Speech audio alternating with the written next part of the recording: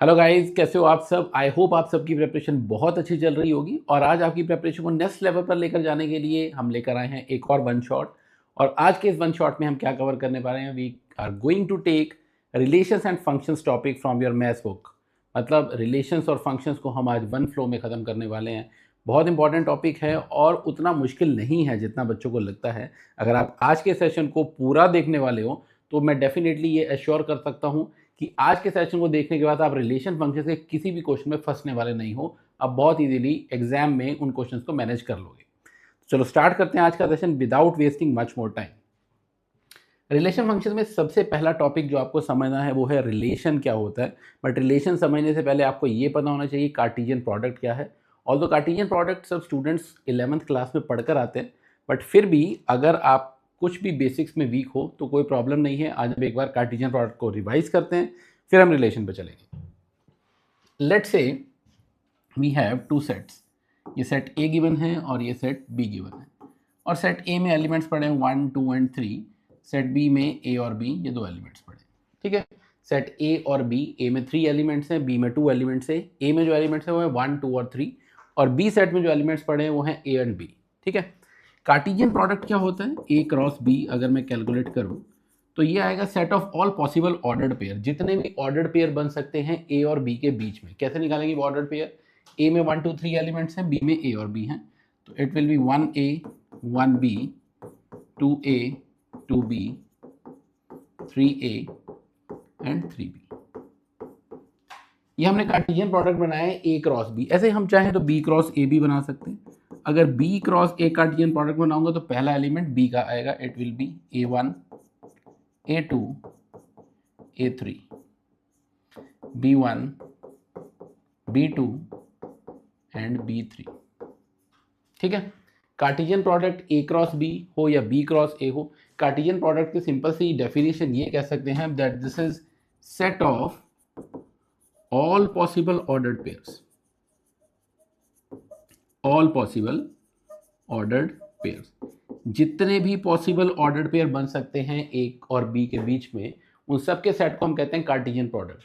ए cross B निकाल लिया, B cross A निकाल लिया, जितने number of elements A cross B में हैं उतने ही number of elements B cross A में रहेंगे।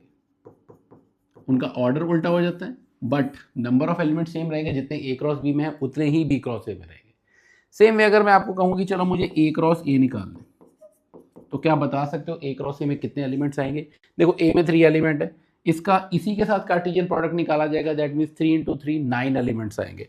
और अगर हम वो लिखना भी चाहें तो वो क्या बनेंगे 1 1 1 2 1 3। Same way 2 1 2 2 2 3 3 1 3 2 and 3 3। तो ये ए क्रॉस ए बन गया। सेम वे अगर मैं आपको कहूँ बी क्रॉस बी निकालना है मुझे, ये भी कार्टेशियन प्रोडक्ट है बी क्रॉस बी, तो it will give you 4 elements. कौन कौन से आएंगे, A B B A and B B. ठीक है, तो एक सस्ती सी डेफिनेशन जो मैं कार्टेशियन प्रोडक्ट की आपको समझा सकूं वो ये होगी, Cartesian product is set of all possible ordered pair. जितने भी पॉसिबल ऑर्डर्ड पेयर बन सकते हैं ए और बी के बीच में, उन सब की कलेक्शन को, उन सब के सेट को हम कहते हैं कार्टेशियन प्रोडक्ट। आएंगे ऑर्डर्ड पेयर, जितने भी पॉसिबल ऑर्डर्ड पेयर हैं सभी कार्टेशियन प्रोडक्ट में पड़े होते हैं। आई होप कार्टेशियन प्रोडक्ट क्या है ये बात आपको समझ आ गई है। और अगर ए सेट में m एलिमेंट्स हैं, बी सेट में n एलिमेंट्स हैं, तो ए क्रॉस बी में m इंटू n इतने एलिमेंट्स आएंगे इसके कार्टेशियन प्रोडक्ट के अंदर। ये बात भी क्लियर है। तो इतना समझ आ गया हमें कार्टेशियन प्रोडक्ट क्या होता है और वो कैसे निकाला जाएगा। कार्टेशियन प्रोडक्ट में पढ़ा क्या है, Cartesian product is collection of all possible ordered pairs between elements of A and B. Clear है। चलो अब हम जाते हैं रिलेशन के ऊपर। रिलेशन क्या होता है, रिलेशन को समझते हैं। तो देखो जैसे अभी हमने ये सेट बनाया, सेट ए और सेट बी। ठीक है, जैसे मैं ये कह देता हूँ कि सेट ए की बात कर लेते हैं, दिस इज सेट ए, इसमें एलिमेंट्स पड़े थे 1 2 एंड 3। और मैं आपको ये कहता हूँ कि मैं एक रिलेशन बना रहा हूँ, मैं ये एक कलेक्शन बना रहा हूँ, इसमें वो ऑर्डर्ड पेयर्स ए बी आएंगे such that A plus B is, कुछ भी कह देते हैं, लेट्स से मैं कह देता हूँ इवन। तो मुझे वो कलेक्शन लेनी है जिसमें ए और बी का सम जो होगा वो इवन होगा। और ये जो मैं सेट बना रहा हूँ ये ए सेट के ऊपर ही ये रिलेशन बना रहा हूँ, ठीक है। तो अभी पहले आपको ये पता है कि अगर ए का अपने ही सेट के साथ कार्टेशियन प्रोडक्ट हमने बनाया था तो उसमें 9 एलिमेंट्स आ रहे थे, 1 1 1 2 1 3 2 1 2 2 2 3 3 1 3 2 3 3 9 एलिमेंट्स इसके कार्टेशियन प्रोडक्ट में आ रहे थे, मतलब 9 पॉसिबल ऑर्डर्ड पेयर ए के अपने साथ बन सकते हैं। अब हमें करना क्या है, रिलेशन में देखते हैं कौन कौन से ऑर्डर्ड पेयर आएंगे। मुझे ये बताओ क्या 1 1 आएगा? डेफिनेटली आ जाएगा। क्यों आएगा 1 1? क्योंकि 1 और 1 का सम कितना बन रहा है, 2, which is an even number. तो हमें वो ऑर्डर्ड पेयर लेने हैं जिनका सम इवन आएगा, ठीक है। 1 1 पॉसिबल है, 1 2 पॉसिबल नहीं है, 1 3 पॉसिबल है, 2 2 पॉसिबल है, 3 1 एंड 3 3। तो हम ये कह सकते हैं कि इस रिलेशन में ये पॉसिबल ऑर्डर्ड पेयर आ रहे हैं, क्योंकि अगर आप इनका सम करोगे 1 और 1 का सम इवन है, 1 और 3 का सम इवन है, 2 और 2 का इवन है, 3 और 1 का और 3 और 3 का। तो जिन भी ऑर्डर्ड पेयर में जिन भी एलिमेंट्स का सम इवन बनेगा, सिर्फ वही ऑर्डर्ड पेयर्स इस रिलेशन के अंदर कंसीडर किए जाएंगे। ऐसा नहीं कह रहे हैं कि ये रिलेशन बन सकता, हो सकता है आपको रिलेशन गिवन हो कि वो ऑर्डर्ड पेयर, वो A B such that A plus B is odd या A plus B is prime, कुछ भी गिवन हो सकता है। तो अकॉर्डिंग टू कंडीशंस इसके अंदर ऑर्डर्ड पेयर्स आते रहेंगे। बात समझ आ गई? इसमें भी ऑर्डर्ड पेयर ही आ रहे हैं, कार्टेशियन प्रोडक्ट में भी ऑर्डर्ड पेयर ही आ रहे हैं। तो फर्क क्या हुआ कार्टेशियन प्रोडक्ट और रिलेशन में, ये हमारे दिमाग में आ सकता है क्वेश्चन। बट अगर आप ध्यान से देखो, कार्टेशियन प्रोडक्ट में क्या था, Cartesian product is collection of, या फिर Cartesian product is set of all possible ordered pair. जितने भी पॉसिबल ऑर्डर्ड पेयर हैं सभी कार्टेशियन प्रोडक्ट के अंदर आते हैं, बट रिलेशन के अंदर सारे नहीं आएंगे। हम ये कह सकते हैं relation is set of all those ordered pairs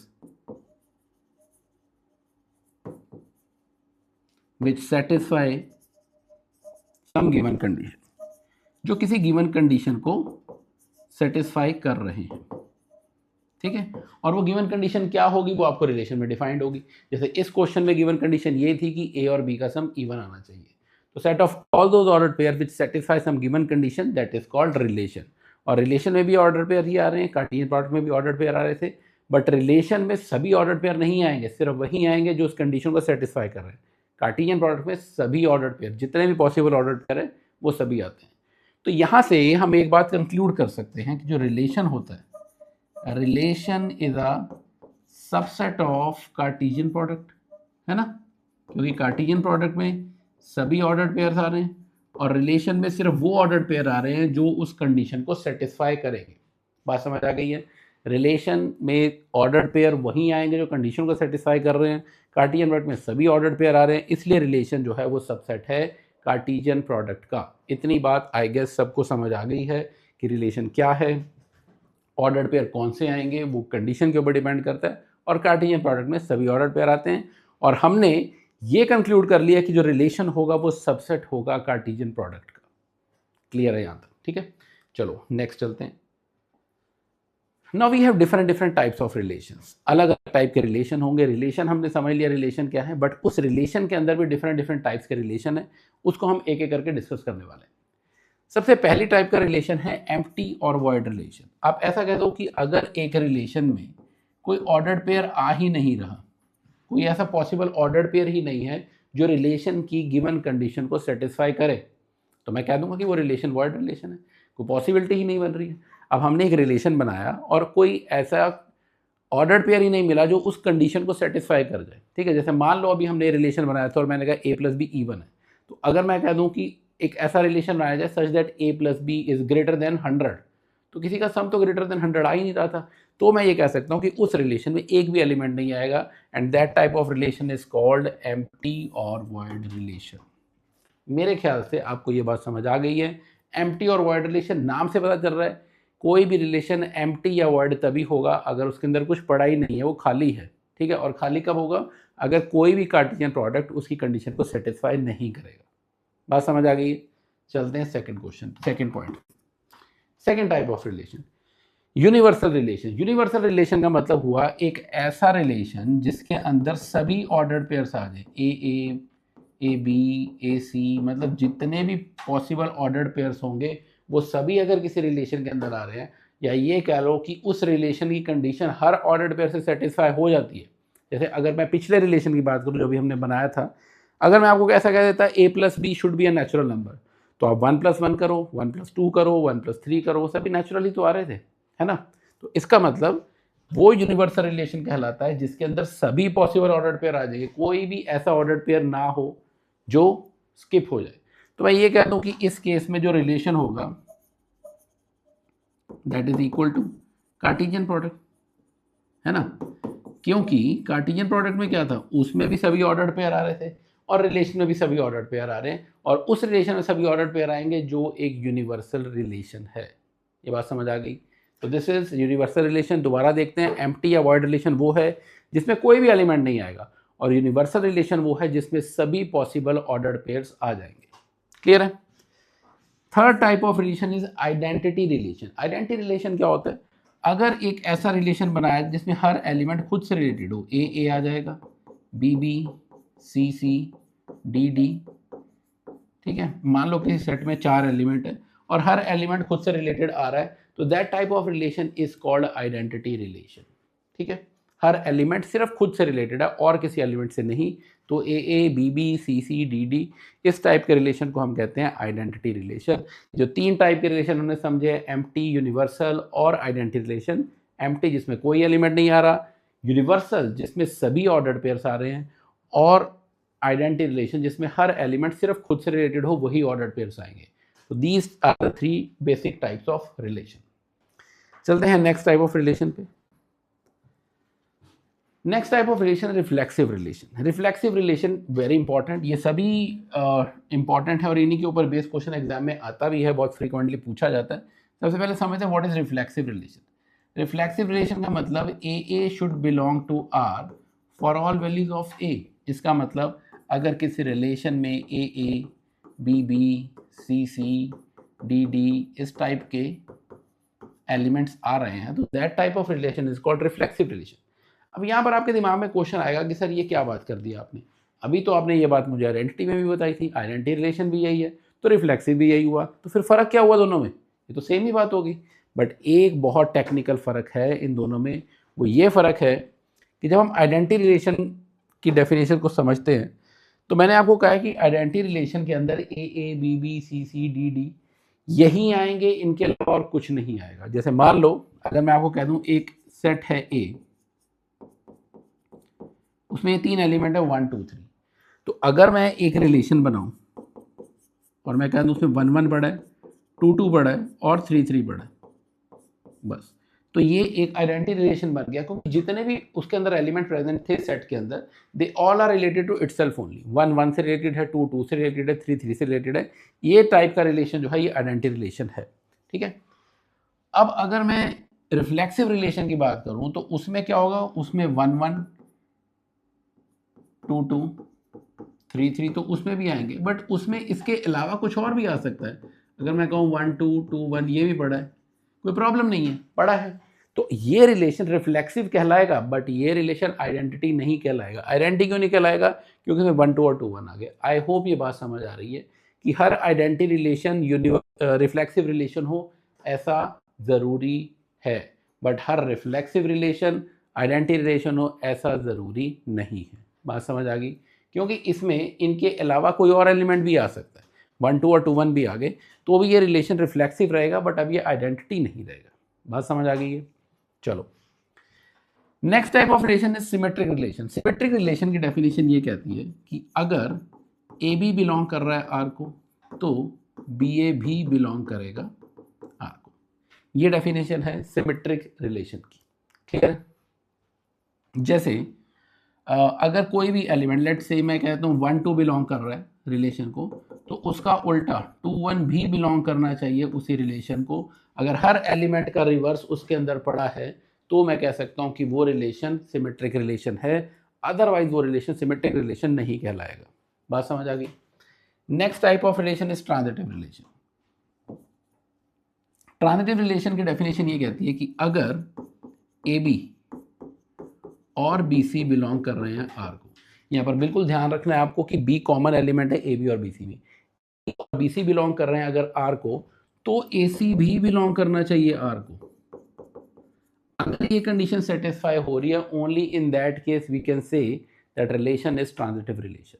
transitive relation के लिए अगर ए बी और बी सी बिलोंग कर रहा है, तो AC भी बिलोंग करना चाहिए R को। ये स्टैंडर्ड डेफिनेशन है ट्रांजिटिव रिलेशन की, और इसमें इस चीज़ का ध्यान रखना है आपको कि जो B है वो कॉमन एलिमेंट है, AB और BC में B सेम होना चाहिए। उसके बाद हम कह सकते हैं कि AC बिलोंग करेगा R को, तो वो रिलेशन ट्रांजिटिव हो जाएगा।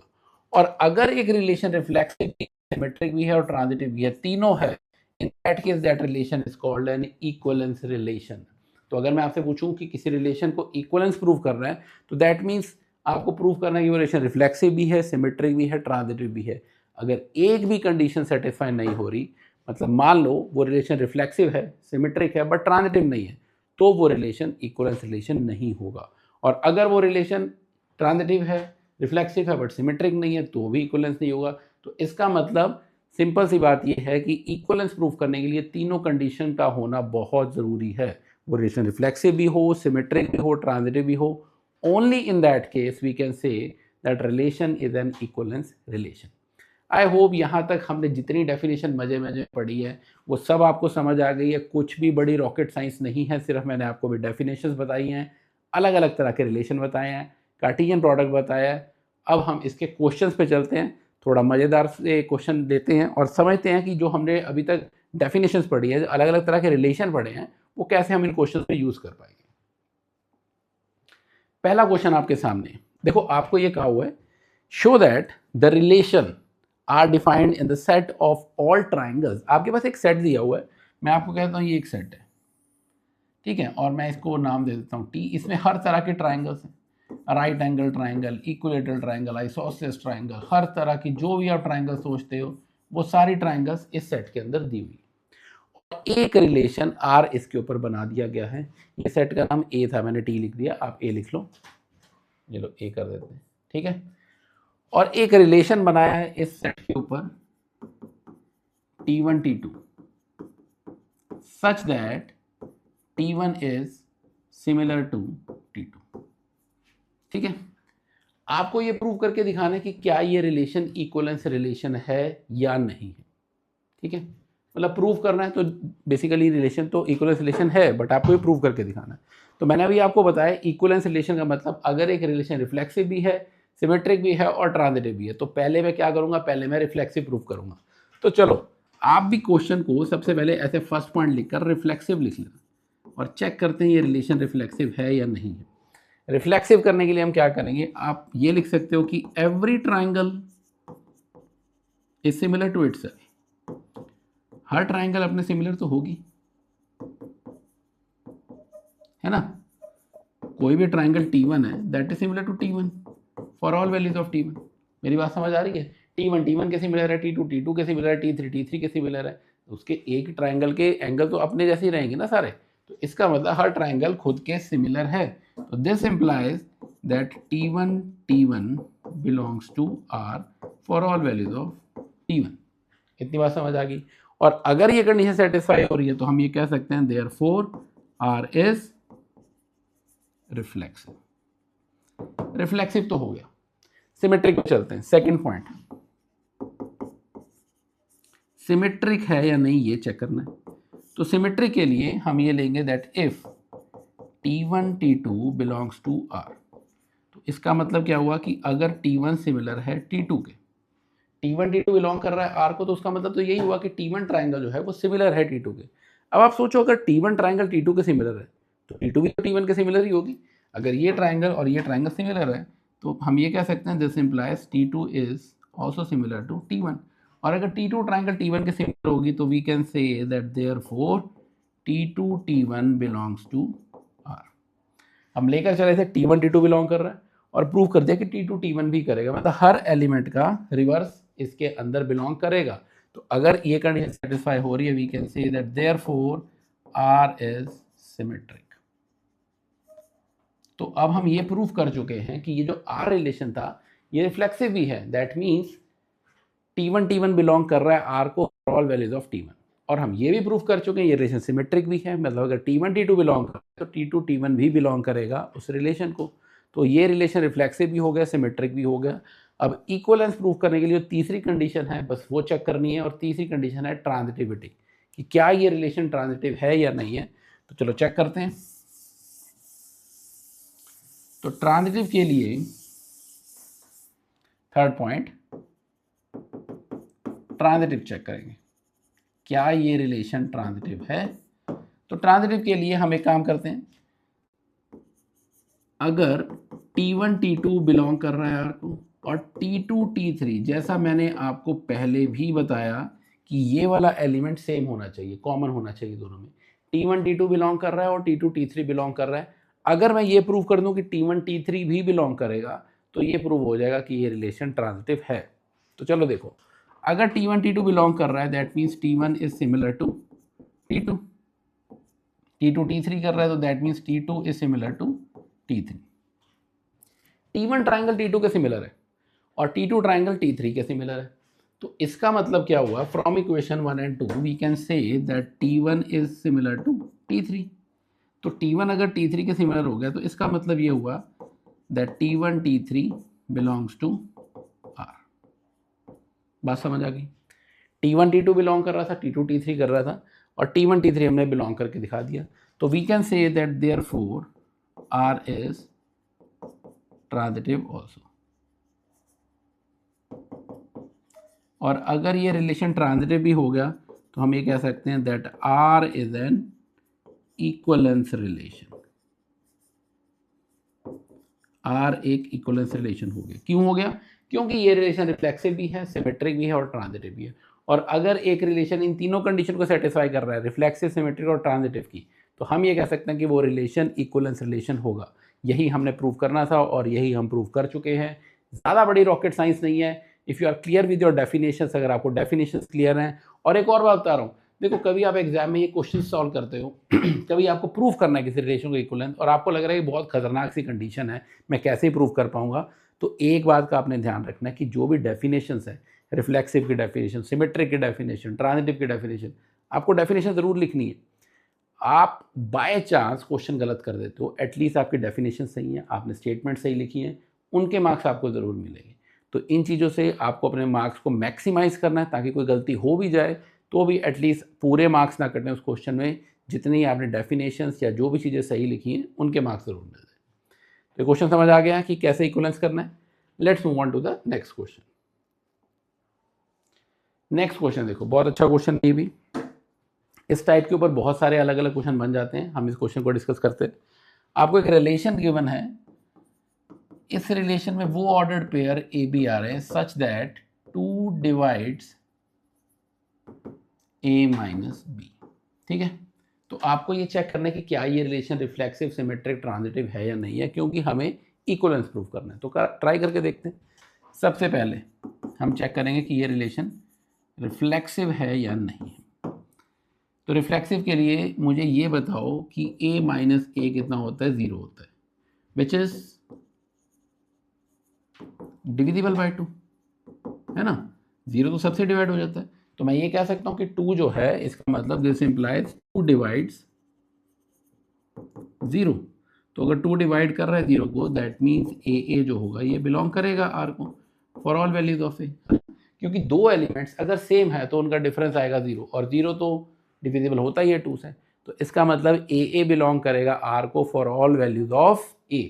तो ये रिलेशन रिफ्लेक्सिव तो हो गया। तो हम ये कह सकते हैं this implies R is reflexive. चलो ये बात तो समझ आ गई कि ये रिलेशन रिफ्लेक्सिव है। सेकंड पॉइंट, हमें चेक करना है क्या ये रिलेशन सिमेट्रिक है। सिमेट्रिक के लिए ये कंडीशन होती है कि अगर ए बी बिलोंग कर रहा है R को। तो अगर ए बी बिलोंग कर रहा है, हमें प्रूव करके दिखाना कि उसका उल्टा मतलब बी ए भी बिलोंग करेगा R को। तो आप ये देखो, ए बी बिलोंग कर रहा है R को, इसका मतलब a minus B is divisible by 2, ऐसे लिख देता हूँ, a minus B is divisible by 2। अगर a माइनस बी 2 से डिविजिबल है तो मैं ये कह सकता हूँ कि a माइनस बी हर हालत में 2 का मल्टीपल होगा, तभी तो 2 से डिवाइड हो पा रहा है। तो मैं ये कह सकता हूँ कि a minus B is equal to 2r। r मतलब कुछ भी एलिमेंट ले लिया, सही, ठीक है, 2k ले लो, 2s ले लो, 2m ले लो, मतलब 2 का मल्टीपल होना चाहिए। मैंने मान लिया 2r के इक्वल। अब अगर a माइनस बी 2r है, मैं माइनस कॉमन निकालूं तो b माइनस ए क्या आएगा, that will be minus 2r, या फिर ये करो 2 टाइम्स ऑफ माइनस r। तो ये भी तो 2 का मल्टीपल ही आ रहा है। तो मैं कह सकता हूं कि which is also divisible by, which is also divisible by 2। और अगर ये भी 2 से डिविजिबल है तो हम ये कह सकते हैं देयरफॉर या this implies that B A belongs to R. A भी लिया था आर से और उसका उल्टा बी ए भी बिलोंग कर गया आर को, तो इसका मतलब ये कंडीशन ये कहती है कि आर इज सिमेट्रिक। तो आर सिमेट्रिक भी है, आर इज सिमेट्रिक। अब ये रिलेशन रिफ्लेक्सिव भी हो गया, सिमेट्रिक भी हो गया, बचा है हमारे पास प्रूफ करना कि एक रिलेशन ट्रांजिटिव भी है। और अगर ये रिलेशन ट्रांजिटिव भी हो गया तो हम फिर इजीली कह सकते हैं कि ये रिलेशन रिफ्लेक्सिव, सिमेट्रिक, ट्रांजिटिव तीनों है, इसलिए ये रिलेशन इक्वलेंस भी है। तो चेक करते हैं कि ये रिलेशन ट्रांजिटिव है या नहीं।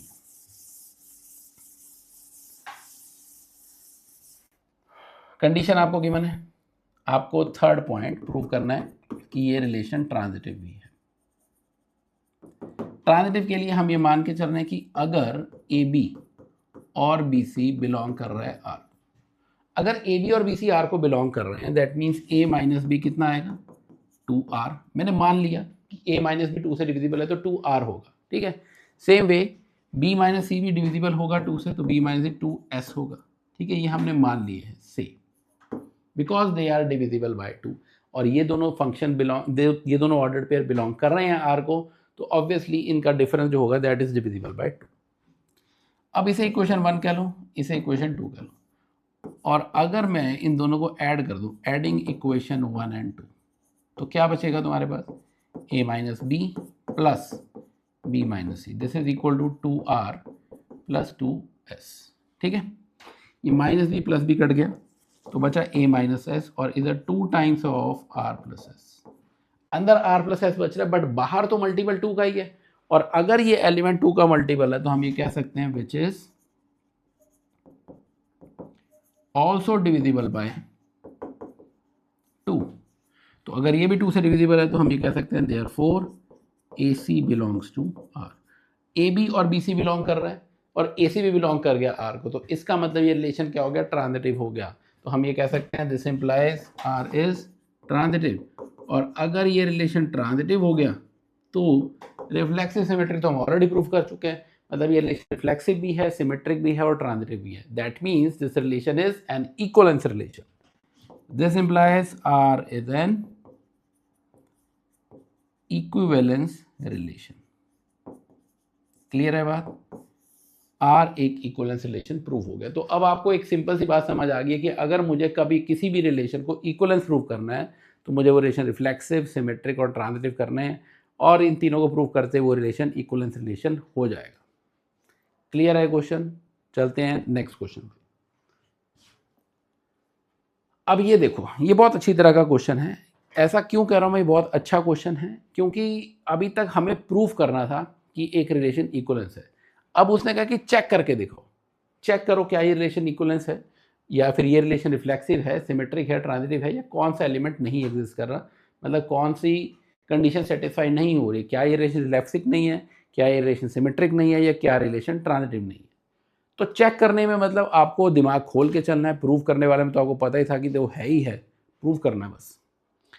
तो देखो, अगर किसी चीज़ को प्रूव करना है तो आपको सारे स्टेप्स फॉलो करने हैं, बट अगर किसी चीज़ को डिसप्रूव करना है तो आपको कोई एक ऐसा एग्जाम्पल ले लेना है जो उस कंडीशन को सेटिस्फाई ना करे। अगर मुझे कोई भी ऐसा एग्जाम्पल मिल जाता है तो मैं कह दूंगा कि देखो ये एग्जाम्पल फॉलो नहीं कर रहा, इसलिए ये कंडीशन वायलेट हो रही है, तो ये रिलेशन उस कंडीशन को सेटिस्फाई नहीं करेगा। करके देखते हैं और समझ आ जाएगा। देखो, रिलेशन में वो ऑर्डर्ड पेयर ए बी आएंगे सच दैट ए जो हो वो less than equal to B square होना चाहिए, ये कंडीशन है। अच्छा, रिफ्लेक्सिव देखो, आपको क्या लगता है क्या 2 बिलोंग करेगा? 2 तो बिलोंग करेगा ही नहीं यार को। क्यों नहीं करेगा? Because 2 is less than equal to 2 square. नहीं, 2 बिलोंग करेगा, 2 बिलोंग करेगा, बट प्रॉब्लम है। चलो अब आप मेरे को एक बात बताओ, 2 तो बिलोंग कर गया आर को, ठीक है ना, 2 is less than equal to 2 square. कोई एक ऐसा एलिमेंट बताओ जहां पर ये कंडीशन सेटिस्फाई ना हो। अब आप ये देखो, ये जो एलिमेंट मुझे लेने हैं ये रियल नंबर में से लेने हैं, इनमें तो कोई दिक्कत नहीं है, 2 बिलोंग करेगा, 3 करेगा, 4 सारे कर रहे हैं। बट अगर मैं ले लूं 1/2 1/2, ये नहीं बिलोंग करेगा आर को। क्यों नहीं करेगा? Because 1/2 is not less than equal to 1/2 square. यहाँ तो फंस गई बात। यहाँ क्यों फंस गई? क्योंकि 1/2 का स्क्वायर क्या होता है? 1/4 होता है। 1/4 तो छोटा होता है 1/2 से। तो मैं ये कह सकता हूँ 1/2 छोटा नहीं है 1/2 के स्क्वायर से। तो इसका मतलब ये मुझे एक ऐसा एग्जाम्पल मिल गया जो इस कंडीशन को वायलेट कर रहा है। तो मैं कह रहा हूँ जब मुझे एक एग्जाम्पल मिल गया, बस बाकियों की तो सोचनी ही नहीं है कि 2 2 3 3 बेशक कर रहे हैं, ये तो नहीं कर रहा ना। इसका मतलब therefore R is not reflexive. क्योंकि रिफ्लेक्सिव की कंडीशन ये कहती है कि ए बिलोंग करेगा आर को फॉर ऑल वैल्यूज ऑफ ए। कोई एक ऐसी वैल्यू भी, सिंगल वैल्यू भी नहीं है जो इसको वायलेट करेगी। बट हमने एक ऐसी वैल्यू ढूंढ ली 1/2 एक ऐसी की ऑर्डर पेयर मिल गया हमें जो इस कंडीशन को वायलेट कर रहा है, तो इसलिए ये रिलेशन रिफ्लेक्सिव नहीं है। पहला पार्ट रिफ्लेक्सिव का तो समझ आ गया कि ये रिलेशन रिफ्लेक्सिव नहीं बन रहा। अब चेक करो क्या ये रिलेशन सिमेट्रिक बन रहा है। सिमेट्रिक, सिमेट्रिक में चलो मैं ये कह सकता हूँ कि सिमेट्रिक तो बहुत सिंपली मेरे को पता चल रहा है कि 1 3 बिलोंग कर रहा है आर को। क्यों बिलोंग कर रहा है? Because 1 is less than equal to 3 square. बहुत सिंपल सी बात है। 1 3 बिलोंग कर रहा है क्योंकि 1 छोटा है 3 के स्क्वायर से। बट इसका उल्टा, बट 3 1 ये तो नहीं बिलोंग करेगा, ये तो नहीं कर रहा because 3 is not less than equal to, है ना। 3 तो बड़ा होता है 1 स्क्वायर से। तो इसका मतलब 1 3 बिलोंग कर रहा है बट उसका उल्टा नहीं कर रहा। तो मुझे एक ऐसी कंडीशन मिल रही है जो इस रिलेशन को वायलेट कर रही है। तो इसका मतलब ये रिलेशन सिमेट्रिक भी नहीं है। ये रिलेशन ना तो रिफ्लेक्सिव निकला ना ही सिमेट्रिक निकला। तो मैं ये कह सकता हूँ this relation is not symmetric. Third condition, transitive भी चेक कर लें। क्या ये रिलेशन ट्रांजिटिव है? देखो थोड़ा दिमाग आपको लगाना पड़ेगा। जब भी आपको एग्जाम्पल ढूंढ रहे हो तो एक ऐसा एग्जाम्पल ढूंढो कि क्या कोई ऐसा एग्जाम्पल बन रहा है जो इस कंडीशन को वायलेट कर रहा है। तो मुझे पता था ये 2 2 तो कर रहा है, बट अगर मैं उल्टा कर दूँ, एक नंबर छोटा हो जाएगा 1 से, तो उसका स्क्वायर तो उससे और छोटा हो जाएगा। तो इसलिए मैं 1/2 पर गया। ठीक है, अब ट्रांजिटिव चेक करते हैं क्या ये रिलेशन ट्रांजिटिव है। तो ट्रांजिटिव के लिए आप ये देखो, मैं ऐसा कह सकता हूँ कि 1 10 बिलोंग कर रहा है आर को, ठीक है। और 1 10 ना लो आप, ये ले लो 10 4 बिलोंग कर रहा है आर को, ठीक है। और 4 3 भी बिलोंग कर रहा है आर को। क्यों? क्योंकि देखो 10 is less than equal to 4 square, ये कंडीशन ठीक है। 4 is less than equal to 3 square, ये भी कंडीशन ठीक है। इसलिए 10 4 भी बिलोंग कर रहा है, 4 3 भी कर रहा है। बट जो 10 3 है ये तो नहीं बिलोंग करेगा। क्यों नहीं करेगा? Because 10 is not less than equal to 3 square. इसका मतलब ए बी है, बी सी है, बट ए सी तो नहीं पड़ा आर में। और अगर ए सी नहीं बिलोंग करेगा तो ये रिलेशन तो फिर ट्रांजिटिव नहीं होगा। तो इसका मतलब मुझे एक ऐसा एग्जाम्पल मिल गया which also violets condition of transitivity. So this relation is not transitive. ये रिलेशन ना रिफ्लेक्सिव है, ना सिमेट्रिक है, ना ट्रांजिटिव है। और अगर आपको चेक करने के लिए कहा जाता है कि इस क्वेश्चन को बताओ क्या ये रिलेशन इक्वलेंस है, तो मुझे इतनी राम कहानी की ज़रूरत नहीं थी। मैं तो सिर्फ यही कह देता कि जब ये रिलेशन रिफ्लेक्सिव ही नहीं है तो अरे भाई, जब ये रिलेशन रिफ्लेक्सिव ही नहीं बना तो फिर ये रिलेशन इक्वलेंस कैसे बनेगा? क्योंकि इक्वलेंस के लिए तो तीनों होने चाहिए। मैं अगले दो चेक भी क्यों करूं?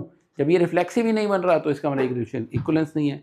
बट इस क्वेश्चन में मैंशन था कि आपको चेक करना है कि रिलेशन रिफ्लेक्सिव, सिमेट्रिक, ट्रांजिटिव में से कौन सा है। ऑल्दो ये कोई भी नहीं बन रहा, ना रिफ्लेक्सिव बना, ना सिमेट्रिक, ना ट्रांजिटिव। ये बात समझ आ गई है? ठीक है, अब हम चल सकते हैं अगले क्वेश्चन पे। अच्छा क्वेश्चन था, इस टाइप के क्वेश्चन एग्जाम में पूछे जाते हैं, स्पेशली जो आपके एमसीक्यूज होते हैं उसमें इस टाइप के क्वेश्चन पूछे जाते हैं।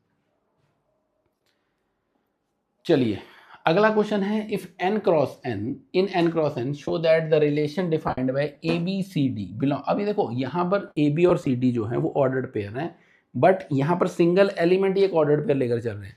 मतलब ये एक ए एलिमेंट है और ये बी एलिमेंट है, ऐसा समझ लो, ठीक है। ये ऑर्डर्ड पेयर तब बिलोंग करेंगे आर को अगर A D is equal to B C होगा। मतलब मैं ऐसा कह दूं कि ए बी और सी डी ये एक ऑर्डर्ड पेयर होगा, ये बिलोंग करेगा आर को, तब बिलोंग करेगा अगर A D is equal to B C. आप ऐसा समझ लो, A D is equal to B C. Corners का प्रोडक्ट और मीन्स का प्रोडक्ट, एक्सट्रीम और मीन्स का प्रोडक्ट इक्वल होना चाहिए। अगर ये इक्वल आ रहे हैं तो ये बिलोंग करेगा आर को, अदरवाइज नहीं करेगा। तो चेक करना है कि इक्वलेंस है या नहीं, चेक क्या बल्कि प्रूव ही करना है। तो सबसे पहले हम रिफ्लेक्सिव करेंगे। रिफ्लेक्सिव का मतलब आप ये देखो, ए बी और ए बी ये तो बिलोंग कर ही रहे हैं आर को। क्यों बिलोंग कर रहे हैं? क्योंकि इनका प्रोडक्ट ए बी और इनका प्रोडक्ट बी है, वो तो इक्वल है ही। मुझे पता है ए बी और बी है तो इक्वल होता ही है, कॉम्पिटिटिव होते हैं, प्रोडक्ट इज कॉम्पिटिटिव, ठीक है। तो इसका मतलब ये रिलेशन रिफ्लेक्सिव तो है for all values of A B. कोई भी ऑर्डर्ड पेयर उठा लो, उसका उसी के साथ अगर आप ये रिलेशन में ऑर्डर्ड पेयर बनाओगे किसी भी एलिमेंट का, तो वो हमेशा कॉम्यूट करेगा। इसका मतलब ये रिलेशन रिफ्लेक्सिव तो है। बात समझ आ गई? अच्छा, सेकंड, अब देखो इसमें थोड़ी ना कंफ्यूजन बच्चों को इसलिए रहती है कि सर ये तो ए बी था, सी डी था। अरे भाई, ये ए बी जो है ये सिंगल एलिमेंट है और ये भी सिंगल एलिमेंट है। इन दोनों का जो पेयर बनेगा उस एलिमेंट की बात हो रही है, ठीक है। क्योंकि यहाँ सिंगल एलिमेंट ही एक ऑर्डर्ड पेयर है, इसलिए थोड़ा सा कंफ्यूज रहते हैं बच्चे, बट कंफ्यूजन नहीं रखनी है दिमाग में। सेकेंड पॉइंट, क्या ये रिलेशन सिमेट्रिक है? सिमेट्रिक कैसे चेक करेंगे? सिमेट्रिक के लिए मैं मान रहा हूं कि अगर ए बी सी डी ये ऑर्डर्ड पेयर बिलोंग कर रहा है आर को, तो ये कब बिलोंग करेगा कि A D is equal to B C, है ना। अब आप सोचो ए डी बी सी के इक्वल है, इसका मतलब अब आप सोचो हमें प्रूव क्या करना है? हमें प्रूव करना है सी डी और ए बी। तो इसका मतलब C B is equal to A D. अगर ए डी और बी सी इक्वल है तो सी बी और ए डी भी तो इक्वल हो जाएगा ना, उल्टा कर दिया मैंने। इसका मतलब सी और डी का पेयर, बी और ए का पेयर। तो we can say that C D and A B, this pair also belongs to R. उल्टा भी प्रूव कर दिया हमने, तो इसका मतलब therefore R is symmetric also. ये रिलेशन सिमेट्रिक भी बन रहा है, ये रिलेशन रिफ्लेक्सिव भी हो गया, सिमेट्रिक भी हो गया। अब तीसरी चीज जो प्रूव करनी है दैट इज ट्रांजिटिविटी।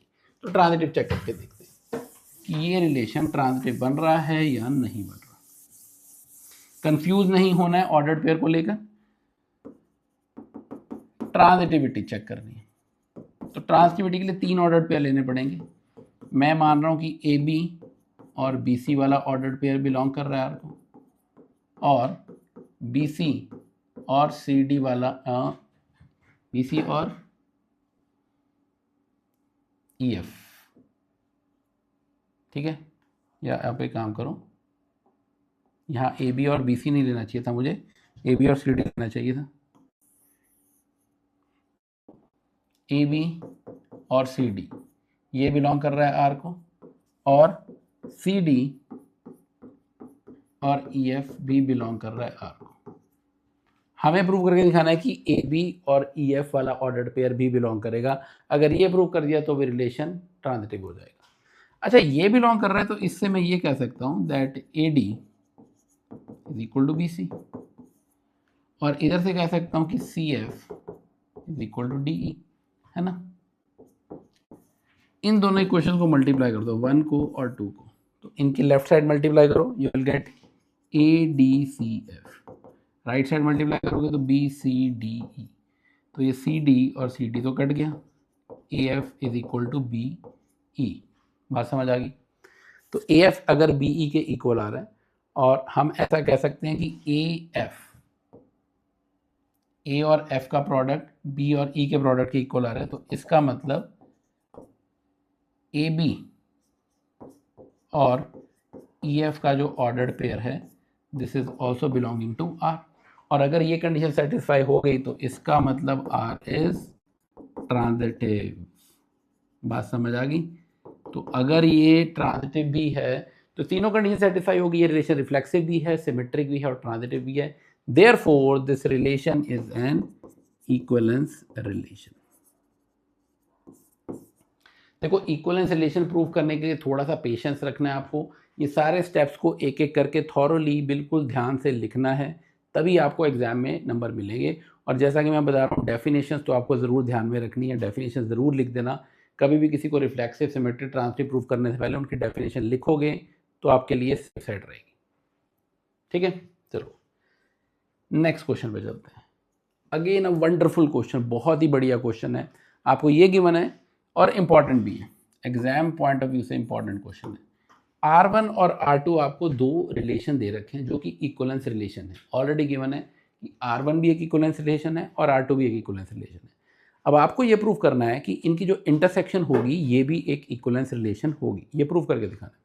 तो if R1 and R2 are two equivalence relation, prove करो कि R1 intersection R2 is also an equivalence relation. तो कैसे प्रूव करेंगे, देखो ये है रिक्वायर्ड टू प्रूफ कि R1 intersection R2 is an equivalence relation, और ये हमें ऑलरेडी पता है कि R1 और R2 इंडिविजुअली तो इक्वलेंस रिलेशन है ही। ठीक है, तो सबसे पहले हम स्टेप बाय स्टेप करेंगे। सबसे पहले मैं रिफ्लेक्सिव चेक करता हूँ, क्या ये रिलेशन रिफ्लेक्सिव बनेगा। पहले मुझे एक बात बताओ कि AA जो है ये बिलोंग कर रहा है R1 को for all values of A। Definitely कर रहा है। क्यों कर रहा है, क्योंकि R1 तो इक्वलेंस है ही ना, तो R1 तो इक्वलेंस है तो रिफ्लेक्सिव भी होगा, और अगर R1 रिफ्लेक्सिव है तो AA बिलोंग करेगा R1 को for all values of A। ठीक है, रीजन लिख देना आप, because R1 is reflexive and AA belongs to R2 for all values of A।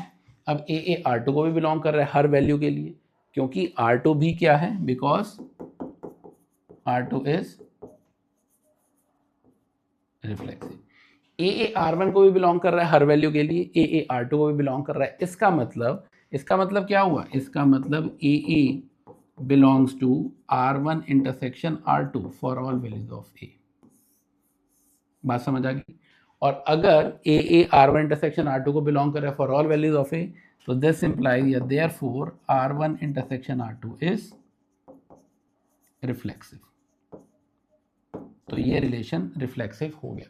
Reflexive तो प्रूफ कर दिया, अब हमें प्रूफ करना है सिमेट्रिक और ट्रांजिटिव। चलो अब सिमेट्रिक पर आते हैं।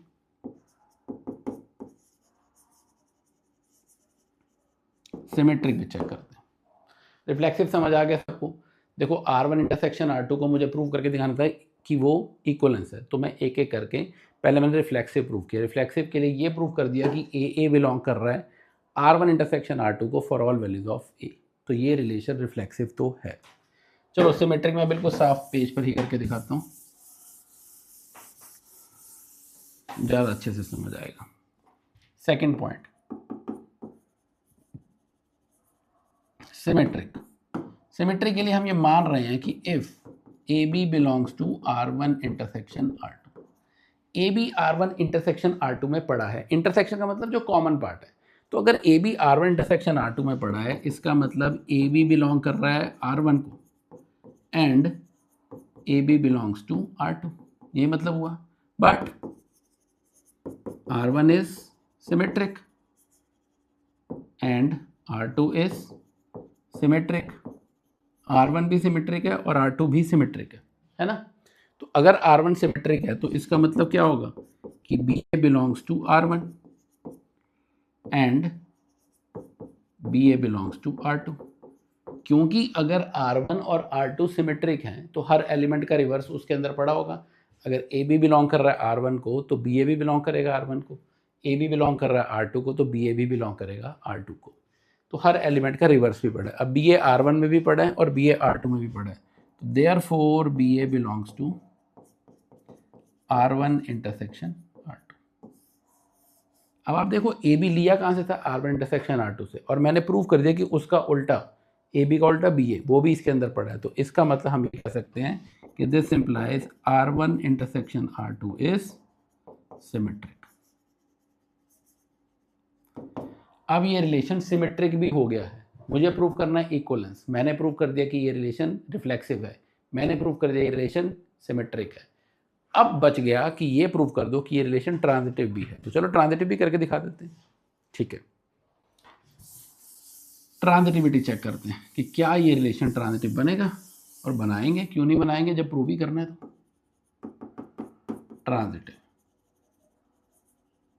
ट्रांजिटिव के लिए अगर ए बी और बी सी बिलोंग कर रहा है R1 इंटरसेक्शन R2 को, तो हमें ये प्रूव करना है कि ए सी भी बिलोंग करेगा R1 इंटरसेक्शन R2 को, है ना। ये प्रूव कर दिया तो बात बन जाएगी। अब इसमें ये देखो ए बी और बी सी इंटरसेक्शन में जा रहा है, तो मैं ये कह दूँ कि ए बी और बी सी बिलोंग करेगा R1 को एंड ए बी और बी सी बिलोंग करेगा R2 को। ये बात समझ आ गई। ए बी और बी सी R1 में भी हैं और ए बी और बी सी R2 में भी हैं, क्योंकि R1 इंटरसेक्शन R2 में पड़ा है और R1 इंटरसेक्शन R2 में कॉमन पार्ट है। अगर कॉमन पार्ट में तो दोनों सेट में तो होगा ही होगा। बात समझ आ गई। बट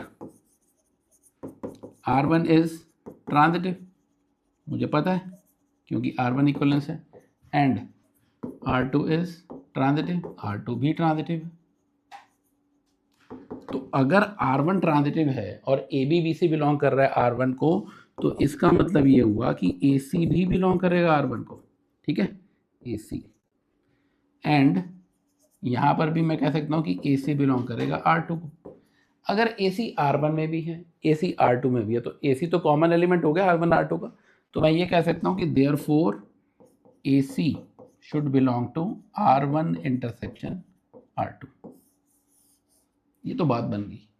ए बी और बी सी बिलोंग कर रहे थे और हमने प्रूव कर दिया कि ए सी भी बिलोंग कर रहा है, तो this implies R1 intersection R2 is transitive. और अगर ये रिलेशन रिफ्लेक्सिव, सिमेट्रिक, ट्रांजिटिव तीनों बन रहा है, तो मैं ये कह सकता हूँ कि R1 intersection R2 is an equivalence relation. तो R1 इंटरसेक्शन R2 कैसा बन रहा है? इक्वलेंस रिलेशन बन रहा है। आई होप ये बात समझ आ गई आप सबको। तो आपको ये बात ध्यान में रखनी है कि intersection of two equivalence relation is also an equivalence relation. और ये सिर्फ टू के लिए नहीं, अगर मान लो तीन होते तो भी हम ऐसे ही कर लेते। Intersection of three equivalence relation is also an equivalence relation. बात समझ आ गई? बिल्कुल स्टेप बाय स्टेप आपको फॉलो करना है, एक एक करके। पहले रिफ्लेक्सिव प्रूव करो, फिर सिमेट्रिक, फिर ट्रांजिटिव, स्टेप बाय स्टेप करो। कोई भी क्वेश्चन गलत होने के चांसेस बहुत कम हो जाते हैं। चलते हैं नेक्स्ट क्वेश्चन पे। If R1 and R2 are two equivalence relation on set A. अब आपको यहाँ भी वही चीज़ गिवन है कि R1 और R2 दो इक्वलेंस रिलेशन ऑलरेडी गिवन है, तो आपको चेक करना है कि क्या R1 यूनियन R2। इंटरसेक्शन तो हमने प्रूव कर दिया कि इंटरसेक्शन जो होता है दो इक्वलेंस रिलेशन का, वो इक्वलेंस होता है। बट यूनियन, अगर मैं आपसे पूछूं यूनियन भी होगा, ये ज़रूरी है क्या? वो आपको चेक करना पड़ेगा कि क्या यूनियन दो इक्वलेंस रिलेशन का भी इक्वलेंस होता है या नहीं होता। तो मैं आपको बता देता हूँ कि यूनियन दो इक्वलेंस रिलेशन का इक्वलेंस नहीं होता। मैं डिस्प्रूव करके दिखाऊंगा कि क्यों नहीं होता। तो मुझे डिस्प्रूव करना है तो कोई एग्जांपल लेना है। मैं कंसीडर कर लेता हूँ। कंसीडर ए, मैंने एक सेट ले लिया, इसमें पड़ा है 1 2 3। ये मैंने एक सेट कंसीडर किया है ए, जिसमें तीन एलिमेंट्स हैं 1 2 और 3, ठीक है।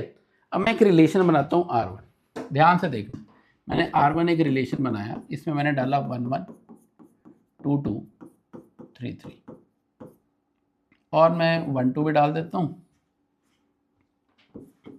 2 1 भी डाल देता हूँ। और मैं आपसे पूछूं कि बताओ क्या ये रिलेशन रिफ्लेक्सिव है, तो आप देखो 1 1 2 2 3 3 तीनों बिलोंग कर रहे हैं, रिफ्लेक्सिव तो है। सिमेट्रिक है, हर एलिमेंट का उल्टा करके देखो, हर एलिमेंट का उल्टा पड़ा है इसके अंदर, तो ये रिलेशन सिमेट्रिक भी है। ट्रांजिटिव है, ए बी और बी सी है तो ए सी भी है। 1 2 2 1 पड़ा है तो 1 1 पड़ा है, 2 1 1 2 पड़ा है तो 2 2 पड़ा है। तो इसका मतलब ये रिलेशन रिफ्लेक्सिव भी है, सिमेट्रिक भी है और ट्रांजिटिव भी है। तो मैं ये कह सकता हूँ कि R1 एक इक्वलेंस रिलेशन है। मिल गया मुझे। फिर मैं एक R2 बनाता हूँ। R2 में मैंने 1 1 रखा, 2 2 रखा, 3 3 रखा। मैं कह देता हूँ कि मैंने रखा इसमें 2 3 और 3 2। ये बताओ क्या ये रिलेशन रिफ्लेक्सिव, सिमेट्रिक, ट्रांजिटिव है? इसमें भी चेक करें। 1 1 2 2 3 3 तीनों पढ़े हैं। अगर ये तीनों पढ़े हैं तो ये रिलेशन रिफ्लेक्सिव तो डेफिनेटली है। सिमेट्रिक है, देखो हर एलिमेंट का उल्टा करके देखो, 1 1 का उल्टा, 2 2 का, इसका, इन सब का उल्टा पड़ा है, रिवर्स पड़ा है। तो मैं ये कह सकता हूँ कि ये रिलेशन सिमेट्रिक भी है। ट्रांजिटिव है या नहीं है? 2 3 है, 3 2 है और 2 2 भी है। तो इसका मतलब ये रिलेशन रिफ्लेक्सिव, सिमेट्रिक, ट्रांजिटिव तीनों कंडीशन को सेटिस्फाई कर रहा है। तो मैं ये कह सकता हूँ कि ये रिलेशन इक्वलेंस रिलेशन। अब मुझे R1 और R2 दोनों इक्वलेंस रिलेशन मिल चुके हैं। अब अगर मैं इनका यूनियन करूं तो यूनियन में क्या आएगा? 1 1 आएगा, 2 2 आएगा, 3 3 आएगा, 1 2 2 1 2 3 3 2। अब आप जरा ध्यान से देखो, ये यूनियन मैंने बना दी, तो क्या ये जो यूनियन है ये रिफ्लेक्सिव है? बिल्कुल है रिफ्लेक्सिव। 1 1 2 2 3 3 पढ़ा है, रिफ्लेक्सिव है। हर एलिमेंट का उल्टा भी पढ़ा है, तो ये रिलेशन सिमेट्रिक नहीं है। बट क्या ये ट्रांजिटिव है? चेक करके देखते हैं। देखो 1 2 और 2 3 ये दोनों बिलोंग कर रहे हैं इसको, यूनियन को बिलोंग कर रहे हैं। बट क्या 1 3 बिलोंग करेगा इसको? नहीं बिलोंग कर रहा है ये तो अगर ये नहीं बिलोंग कर रहा है, इसका मतलब ये ट्रांजिटिव नहीं है। तो इसका मतलब this relation is not transitive. और अगर ये रिलेशन ट्रांजिटिव नहीं बन रहा है, तो इसका मतलब फिर तो ये रिलेशन इक्विवेलेंस भी नहीं होगा। इसका मतलब जो यूनियन है टू इक्विवेलेंस रिलेशन का, वो ज़रूरी नहीं है कि इक्विवेलेंस हो। यहाँ पर ये इक्विवेलेंस नहीं बना। अगर मैं आपसे इतना पूछ लूँ, क्या union of two reflexive relation is reflexive? Definitely. Reflexive वाली कंडीशन सेटिस्फाई हो रही थी, सिमेट्रिक वाली भी हो रही थी, बट ट्रांजिटिव में आकर अटक गया। तो इसका मतलब union of two transitive relation is not transitive, या फिर ये कह सकते हो कि union of two equivalence relation need not be an equivalence relation. जरूरी नहीं है कि वो इक्विवेलेंस रिलेशन हो। क्या ये बात समझ आ गई है सबको? इंटरसेक्शन के केस में intersection of two equivalence relation is an equivalence relation, but union जरूरी नहीं है कि वो इक्विवेलेंस होगा। बात समझ आ गई? चलते हैं नेक्स्ट क्वेश्चन पे। Give an example of a relation which is transitive but neither reflexive nor symmetric. एक ऐसा एग्जांपल बनाना है जो ट्रांजिटिव हो बट ना तो रिफ्लेक्सिव हो ना ही सिमेट्रिक हो। तो हम जिस सेट को लेकर चल रहे हैं उसी की कहानी पर आते हैं वापसी में। मैं आपको कहता हूँ ए मैंने सेट कंसीडर किया 1 2 3। अब मैं एक ऐसा रिलेशन बनाना चाहता हूँ जो ट्रांजिटिव हो बट ना तो रिफ्लेक्सिव हो ना सिमेट्रिक हो। रिफ्लेक्सिव नहीं होना चाहिए, इसका मतलब 1 1 2 2 3 3 मुझे नहीं रखने। तो मैं एक रिलेशन बनाता हूँ। मैं ये कह देता हूँ कि मैंने 1 2 रख दिया, 2 3 रख दिया और 1 3 रख दिया। चेक करो जरा, क्या ये रिलेशन ट्रांजिटिव है? देखो 1 2 है, 2 3 है, तो 1 3 पड़ा है। ट्रांजिटिविटी कंडीशन सेटिस्फाई हो रही है, और कहीं ट्रांजिटिविटी लग ही नहीं पा रहा है ना। 1 3 3 किसी के साथ कॉमन नहीं बन रहा है, नहीं बन पाएगा। तो इसका मतलब मैं ये कह सकता हूँ, आप लिख के दिखा देना कि 1 2 और 2 3 बिलोंग कर रहा है आर को, बट एंड ऑल्सो 1 3 भी बिलोंग कर रहा है आर को। तो ये ट्रांजिटिविटी कंडीशन सेटिस्फाई कर रहा है। बट क्या ये रिफ्लेक्सिव है? रिफ्लेक्सिव तो नहीं है, नॉट रिफ्लेक्सिव। क्यों नहीं है रिफ्लेक्सिव? क्योंकि 1 1 नहीं बिलोंग कर रहा है, या कह दो 2 2 नहीं कर रहा है, या कह दो 3 3 नहीं कर रहा है, कोई भी तो नहीं कर रहा है। तो इसका मतलब रिफ्लेक्सिव तो नहीं है। सिमेट्रिक है। 1 2 का उल्टा पड़ा है क्या इस रिलेशन में? तो 1 2 का उल्टा 2 1 तो नहीं पड़ा, 2 3 का उल्टा 3 2 तो नहीं पड़ा। तो इसका मतलब मैं ये कह सकता हूँ, यहाँ लिख के दिखा देना आप कि 1 2 बिलोंग कर रहा है आर को, बट जो 2 1 है ये नहीं बिलोंग कर रहा। तो इसका मतलब ये रिलेशन सिमेट्रिक नहीं बनेगा। 1 2 है बट 2 1 नहीं है, तो इसका मतलब ये रिलेशन सिमेट्रिक नहीं है। ठीक है, देखो ये सारी छोटी छोटी बातें आपको अब तक दिमाग में बैठ जानी चाहिए, ताकि आप एग्जाम में कोई भी ऐसा क्वेश्चन आए तो आप उससे डील कर सको। तो ये relation neither reflexive nor symmetric but yes this is transitive. तो ये मैंने एग्जाम्पल बना लिया है। ये एग्जाम्पल, ऐसा नहीं मैं कह रहा हूँ कि बस यही एग्जाम्पल बनेगा, और भी कोई एग्जाम्पल बन सकता है, वो आपकी मर्जी, आप बना लो। क्योंकि एग्जाम्पल ही क्रिएट करना है तो एग्जाम्पल तो बहुत सारे बन सकते हैं, कोई यूनिक एग्जाम्पल नहीं होगा। बात समझ आ गई? सेकंड पार्ट पे चलते हैं। सेकंड पार्ट में आपको कहा है कि एक रिलेशन बनाओ which is reflexive and transitive but not symmetric. तो मैं एक रिलेशन बनाता हूँ, रिफ्लेक्सिव रखना है, तो मेरी ज़रूरत बन गई कि मुझे 1 1 2 2 और 3 3 तो रखना ही पड़ेगा, क्योंकि मैं इस सेट के ऊपर बना रहा हूँ। तो इसके तीनों एलिमेंट्स को खुद से रिलेट तो करवाना पड़ेगा रिफ्लेक्सिव बनाने के लिए। अब मैं चाहता हूँ ट्रांजिटिव भी बने। ट्रांजिटिव के लिए मैं 1 2 और 2 3 और 1 3 ये बिलोंग करवा देता हूँ। तो उससे क्या होगा, 1 2 वाली कंडीशन और 2 3 वाली कंडीशन है, तो 1 3 भी बिलोंग कर रहा है। तो ये रिलेशन ट्रांजिटिव बन गया, रिफ्लेक्सिव भी बन गया, बट सिमेट्रिक है या नहीं है? तो मैं ये कह दूंगा कि 1 2 बिलोंग कर रहा है आर को, बट इसका उल्टा 2 1 नहीं बिलोंग कर रहा। तो ये सिमेट्रिक नहीं है, नॉट सिमेट्रिक। बट यस बाकी सारी कंडीशन सेटिस्फाई हो रही हैं, रिफ्लेक्सिव की भी और ट्रांजिटिव की भी। तो फिर से वही बात कहूँगा कि ज़रूरी नहीं है कि आपको यही एग्जाम्पल बनाना है, आप कोई और एग्जाम्पल भी क्रिएट कर सकते हो। ये तो मैंने क्रिएट किया, ठीक है। और एग्जाम्पल क्रिएट करना कभी यूनिक नहीं होता, बहुत सारे ऐसे एग्जाम्पल बनाए जा सकते हैं। बट यस, आपको एग्जाम्पल बनाते ये ध्यान जरूर रखना है कि जो कंडीशन है वो ज़रूर सेटिस्फाई हो जाए।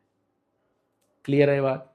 रिफ्लेक्सिव, सिमेट्रिक, ट्रांजिटिव कैसे प्रूव करना है, और अगर तीनों कंडीशन सेटिस्फाई होगी तो रिलेशन इक्वलेंस होता है।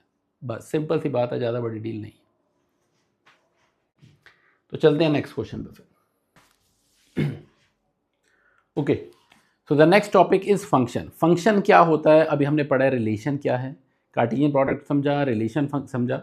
Now we are moving ahead with function. Functions क्या होते हैं?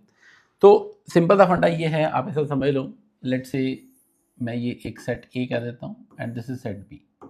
अभी हमने कार्टेशियन प्रोडक्ट निकाला ए और बी के बीच में, तो हमने ये कहा कि जितने भी ऑर्डर्ड पेयर पॉसिबल होंगे ए और बी के बीच में, the set of all those ordered pair that is called Cartesian product. Relation के बीच में हमने ये कहा set of all those ordered pair which satisfy some given condition. ठीक है। अब फंक्शन क्या है? फंक्शन एक मैपिंग है ए और बी के बीच में, जो ए के एलिमेंट को बी से रिलेट करता है और जिसकी कुछ कंडीशंस है। क्या कंडीशंस है? If I define a function from A to B, पहली कंडीशन तो ये है कि हर एलिमेंट की यूनिक इमेज होनी चाहिए। मतलब एक एलिमेंट की एक से ज़्यादा इमेजेस पॉसिबल नहीं है। दो एलिमेंट की सेम इमेज हो सकती है फंक्शन के लिए, बट एक एलिमेंट की दो इमेजेस नहीं हो सकती। लेट्स से, जैसे मैं आपको ये कह दूँ, if I say we have a function F X is equal to X square, ठीक है। वन की इमेज क्या आएगी? वन। और एफ ऑफ टू की इमेज क्या आएगी? फोर आएगी। थ्री की इमेज नाइन आएगी। अगर मैं -1 की इमेज निकालूँ, वो भी 1 आ रही है ना। दो डिफरेंट एलिमेंट की सेम इमेज आ सकती है, वो फंक्शन होगा। बट अगर एक एलिमेंट की दो इमेज आ जाए, मैं कहूँ 2 की इमेज 4 भी आ रही है, 2 की इमेज कुछ और भी आ रही है, तो वो फंक्शन नहीं होगा। तो पहली कंडीशन जो आपको समझनी है, फंक्शन एक कॉरस्पॉन्डेंस है, एक मैपिंग है between A and B sets, जिसमें हर एलिमेंट ए का रिलेट होगा किसी एलिमेंट बी के साथ। ए का हर एलिमेंट रिलेट होना चाहिए और ए के हर एलिमेंट की यूनिक इमेज होनी चाहिए। कभी ऐसा नहीं होना चाहिए कि ए के एक एलिमेंट की दो इमेजेस पॉसिबल हो। बात समझ आ गई? मुझे एक बहुत अच्छा क्वेश्चन याद आ रहा है, let me give you that question also. Minute, देखो ये एग्जाम में पूछा गया क्वेश्चन है। एक ये ग्राफ है और एक ये ग्राफ है। आपसे ये पूछा गया कि out of graph A and graph B, इनमें से कौन सा है जो y is equal to F X function को रिप्रेजेंट कर रहा है। फंक्शन का ग्राफ कौन सा है, ग्राफ ए या ग्राफ बी? तो उसके लिए हम क्या करेंगे, आप एक वर्टिकल लाइन बनाकर देख लो। वर्टिकल लाइन बनाते हैं इसमें भी और इसमें भी। तो क्लियरली जिस भी ग्राफ में वर्टिकल लाइन ग्राफ को सिर्फ एक ही पॉइंट पर इंटरसेक्ट कर रही है, वो फंक्शन का ग्राफ है, दूसरा फंक्शन का ग्राफ नहीं है। ठीक है। तो ये देखो, ये सिर्फ एक ही पॉइंट पर, कहीं भी आप लाइन ड्रॉ करोगे वर्टिकल लाइन, वो एक ही पॉइंट पे कट कर रही है। यहाँ पर बहुत सारे पॉइंट्स पे कट कर रही है। That mean this does not represent graph of a function. इसका मतलब क्या हुआ? मतलब ये हुआ कि आप x की एक वैल्यू के लिए y की एक ही वैल्यू निकाल पाओगे। यहाँ पर एक एलिमेंट की 1 2 3 4 इमेजेस आ रही हैं। तो इसका मतलब जो बी ग्राफ है ये फंक्शन का ग्राफ नहीं है, ए ग्राफ जो है ये फंक्शन का ग्राफ है। आई होप ये बात समझ आ गई है और डेफिनेशन भी समझ आ गई कि एक एलिमेंट की एक ही इमेज होनी चाहिए, एक एलिमेंट की एक से ज़्यादा इमेजेस नहीं होनी चाहिए फंक्शन के केस में। बात समझ आ गई? चलो next thing is what is domain. Codomain and range बहुत इंपॉर्टेंट है, ध्यान से समझना। जैसे मान लो मैं आपको ये कह दूं, एक फंक्शन मैंने बनाया नेचुरल टू नेचुरल, ठीक है, और फंक्शन है F X equal to X square. So we can say this is set A and this is set B. Set ए भी नेचुरल नंबर है, बी भी नेचुरल नंबर का सेट है। 1 की इमेज 1 रहेगी, 2 की इमेज 4, 3 की इमेज 9, ठीक है, एंड सो ऑन। 4 की इमेज 16, 5 की इमेज 25, सो ऑन, ये चलता रहेगा। तो डोमेन तो होता है A. What is domain? Domain is the values of X, ठीक है। ए सेट जो है इसे हम कहते हैं डोमेन। रेंज क्या होती है? रेंज होती है set of all possible outcomes, जितने भी पॉसिबल आउटकम्स है। क्या क्या आ रहे हैं? 1 आ रहा है, 4, 9, 16, 25, क्योंकि पॉसिबल आउटकम्स क्या आ रहे हैं? वो सारे परफेक्ट स्क्वायर्स आ रहे हैं। 1, 4, 9, 16, ये सभी आंसर्स आ रहे हैं हमारे। तो जो भी आंसर्स आएंगे, जो आउटकम्स आएंगे, that forms range of function, ठीक है। कोडोमेन क्या होता है? कोडोमेन ये कंप्लीट सेट है, सेट बी, ये पूरा सेट कोडोमेन है, ठीक है। तो आप ये समझ लो कि अगर एक पूरा सेट दिया हुआ है जिसके अंदर कुछ एलिमेंट्स हैं जो आंसर आ रहे हैं, जैसे यहाँ पर 2 पढ़ा होगा, 3 पढ़ा है, क्योंकि नेचुरल नंबर का सेट है 2 3, तो ऑब्वियसली उसमें पढ़ा ही होगा, बट वो किसी की इमेज नहीं बन रहे हैं, ठीक है। तो नो इश्यूज, जो इमेजेस बन रही हैं, जो आंसर आ रहे हैं, वो रेंज को बिलोंग करेंगे। ये 2 और 3 रेंज में नहीं पढ़े हैं, ये कोडोमेन में है बट रेंज में नहीं है।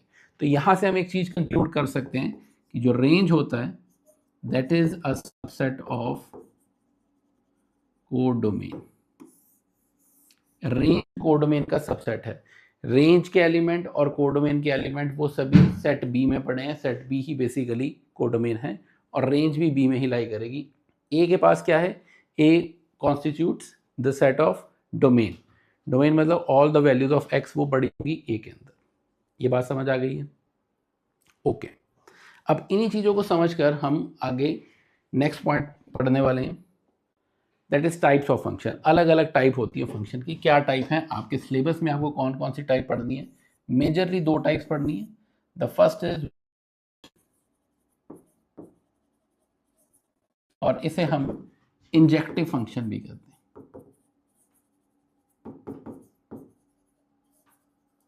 And the second one is onto function, और इसे हम सरजेक्टिव फंक्शन भी कहते हैं। मतलब क्या हुआ इस बात का? मतलब समझ लेते हैं।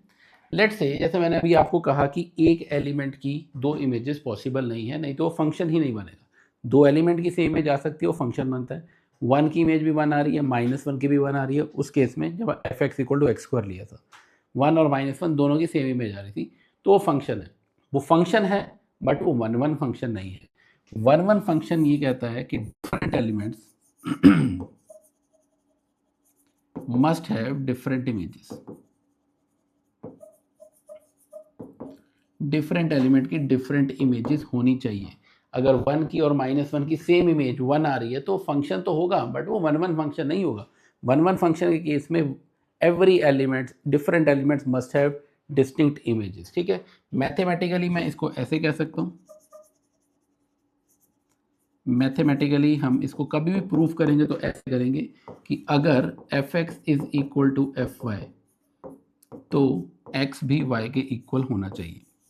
मतलब 2 इमेजेस तभी इक्वल हैं अगर एलिमेंट इक्वल है, अदरवाइज अगर इमेजेस इक्वल नहीं है तो एलिमेंट भी इक्वल नहीं होंगे। क्लियर है? ये डेफिनेशन है 1 फंक्शन की। 1 फंक्शन या फिर injective function, different elements must have different images. Clear है बात? नेक्स्ट पॉइंट पे चलते हैं कि ऑन टू फंक्शन क्या होता है। ओके, अब इसे बहुत ध्यान से समझना। ऑन टू फंक्शन का मतलब ये है, मैं इसी फंक्शन को लेकर चलता हूँ। चलो fx = x², ठीक है। फंक्शन था हमारा नेचुरल टू नेचुरल। आप बिल्कुल ध्यान से समझो, ये भी नेचुरल का सेट है, ये भी नेचुरल का सेट है। 1 की इमेज 1 आ रही है, 2 की इमेज 4 आ रही है, 3 की इमेज 9 आ रही है। अच्छा, पहले सोच कर देखो, क्या ये फंक्शन 1 है? 1 मैंने आपको बताया कि डिफरेंट एलिमेंट की डिफरेंट इमेजेस आ रही चाहिए। fx = x² के अंदर अगर 1 की और -1 की इमेज निकाले जाए तो वो सेम आती है, बट प्रॉब्लम ये है कि -1 यहाँ बिलोंग करेगा ही नहीं, क्योंकि ये तो नेचुरल का सेट है। तो नेचुरल के सेट में तो ऑलरेडी ये डिफरेंट एलिमेंट्स की डिफरेंट इमेजेस ही दे रहे हैं। 1 2 3 ये तो सारे ऑलरेडी डिफरेंट एलिमेंट्स हैं। यहाँ पर कंसाइड तब कर सकता है अगर मैं ये कहूँ कि 1 और -1 दोनों की सेम इमेज आएगी, बट -1 तो बिलोंग नहीं करेगा ना नेचुरल को। तो इसका मतलब इस केस में ये 1 फंक्शन है, because in this case different elements have different images. I hope मेरी बात समझ आ रही है कि फंक्शन 1 बन रहा है। अब ऑन टू पे चलते हैं कि ऑन टू फंक्शन का मतलब क्या होता है। ऑन टू फंक्शन ये कहता है, मैं यहाँ डेफिनेशन लिख देता हूँ। ऑन टू फंक्शन या फिर सरजेक्टिव फंक्शन का मतलब ये है कि every image must have its pre image, या फिर आप ऐसा कह लो मोर स्पेसिफिकली कि every element of B must be associated with some element of A, ठीक है। अब आप देखो यहाँ पर मैं ए में कोई भी एलिमेंट लिख लूँ, लेट से 4 लिखता हूँ तो आंसर 16, 2000 भी लिखूंगा तो उसके कॉरस्पॉन्डिंग कोई ना कोई मेरे को एलिमेंट मिल जाएगा। कोई भी एलिमेंट अगर मैं ए में लिख रहा हूँ तो उसका स्क्वायर यहाँ पर पड़ा होगा, ठीक है। तो इसका मतलब ए का हर एलिमेंट बी से एसोसिएटेड है, बट क्या बी का हर एलिमेंट ए से एसोसिएटेड है? अब आप देखो बी एक सेट है नेचुरल नंबर का, तो यहाँ 2 तो पड़ा होगा। क्या 2 किसी की इमेज बन रहा है? वो किसका स्क्वायर होता है? 2 तो होता है √2 का स्क्वायर, बट √2 नेचुरल है नहीं, तो √2 यहाँ पड़ा नहीं होगा। इसका मतलब बी में कुछ एलिमेंट्स ऐसे पड़े हैं जो ए से एसोसिएटेड हैं ही नहीं। तो अगर बी में कुछ भी एलिमेंट ऐसे मिल गए जो ए से एसोसिएटेड नहीं है, तो इसका मतलब ये फंक्शन ऑन टू नहीं होगा, क्योंकि ऑन टू की डेफिनेशन ये कहती है कि every element of B must be associated with element of A. हर एलिमेंट की पूरी इमेज एग्जिस्ट करनी चाहिए। तो इसका मतलब इस केस में ये फंक्शन ऑन टू नहीं बनेगा, नॉट ऑन टू। जो फंक्शन ऑन टू नहीं होता उसे हम कहते हैं इनटू। जो फंक्शन 1 1 नहीं होता उसे हम कहते हैं मैनी वन। बात समझ आ गई? ठीक है। तो ऐसा मत घबरा जाना कि एग्जाम में लिखा वो फंक्शन मैनी वन है, तो मैनी वन हमने किया नहीं है। मैनी वन मतलब फंक्शन 1 1 नहीं है, ठीक है। मतलब मैनी एलिमेंट्स है 1 इमेज। और जो फंक्शन ऑन टू नहीं है वो होगा इनटू। बात समझ आ गई? ऑन टू और 1 1 की डेफिनेशन दोबारा समझ लो। 1 1 का मतलब है डिफरेंट एलिमेंट की डिफरेंट इमेजेस होनी चाहिए। ऑन टू का मतलब है every element of B must be associated with element of A. अब आप ध्यान से समझो, अगर मैं ये कह रहा हूँ कि बी का कोई एलिमेंट खाली बचना ही नहीं चाहिए, इसका मतलब कि जो रेंज है वो कोडोमेन की इक्वल हो जाएगी। बात समझ आ रही है? क्योंकि कोई एलिमेंट ऐसा खाली बचा ही नहीं अगर कोडोमेन में जो किसी एलिमेंट से एसोसिएटेड है ही नहीं ए के, तो इसका मतलब मैं ये कह सकता हूँ, बहुत इंपॉर्टेंट, वेरी इंपॉर्टेंट कंक्लूजन है ये जो हमने निकाला है, कि अगर फंक्शन ऑन टू होगा तो in that case range is equal to codomain. जो रेंज है वो कोडोमेन के इक्वल हो जाएगी। तो अगर आपसे एमसीक्यू में क्वेश्चन पूछ लिया जाता है कि ऐसा कौन सा फंक्शन है जहाँ पर रेंज और कोडोमेन इक्वल हो जाते हैं, तो आपको बिना सोचे कह देना कि वो फंक्शन है on to function. On to function के केस में रेंज और कोडोमेन आपस में इक्वल हो जाती हैं। या फिर हम ऐसा भी कर सकते हैं, आगे क्वेश्चंस में अगर मुझे कभी ये प्रूव करना होगा कि फंक्शन ऑन टू है और मैं ये प्रूव कर दूं कि रेंज और कोडोमेन इक्वल आ रही है, तो डेफिनेटली वो फंक्शन ऑन टू ही होगा। बात समझ आ गई? चलो, very good.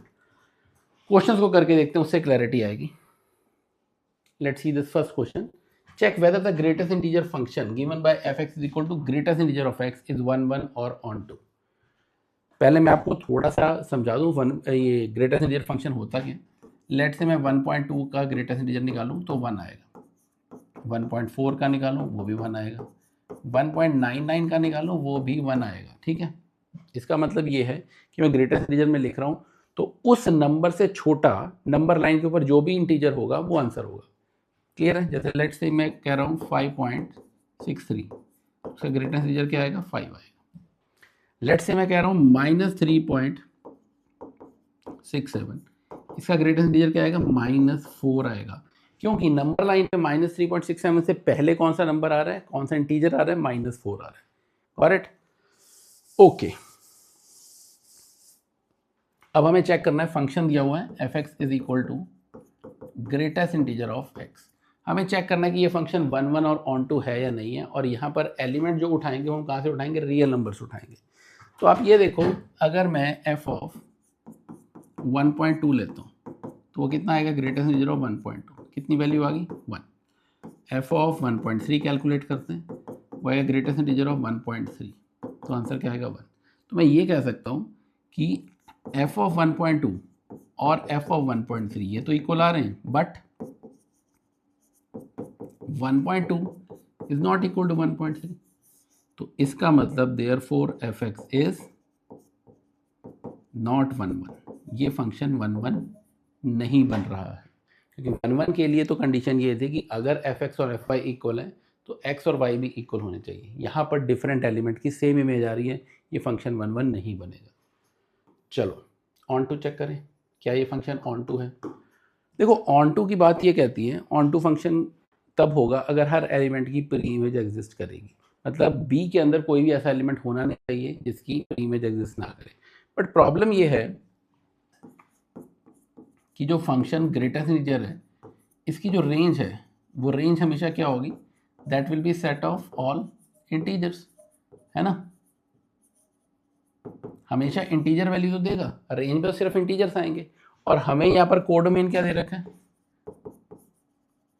Codomain is set of real number. यहाँ codomain is not equal to range, और कोडोमेन और रेंज अगर इक्वल नहीं है तो वो फंक्शन ऑन टू भी नहीं है, तो मैं ये कह सकता हूँ ये फंक्शन ऑन टू नहीं है। ठीक है, ये तो मैंने प्रूव कर दिया। अगर आप कहते हो कोई एग्जांपल लेकर बताओ तो मैं कह देता हूँ कि यहाँ पर फंक्शन इस रियल नंबर में 1.2 बिलोंग कर रहा है रियल नंबर को, but there exist no x belongs to r such that f of x equal to 1/2। क्या कोई ऐसा एलिमेंट है जिसकी इमेज 1.2 आ जाए? ऐसा तो है ही नहीं, क्योंकि ग्रेटेस्ट इंटीजर में तो डेसिमल वैल्यू आ ही नहीं सकती, सिर्फ इंटीग्रल वैल्यू आएंगी।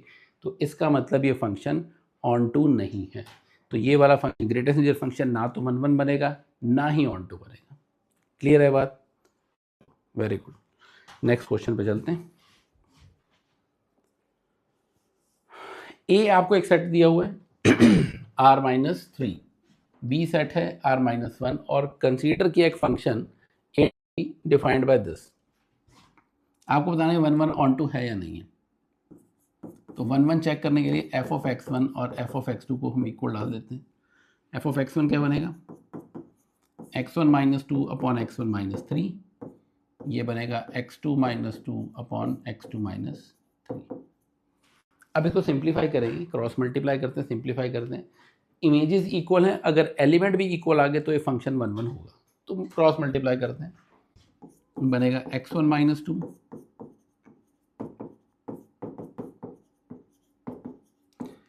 x1 - 3। ठीक है, मल्टीप्लाई करके क्या बन रहा है, x1 x2 -2 x2 -3 x1 + 6।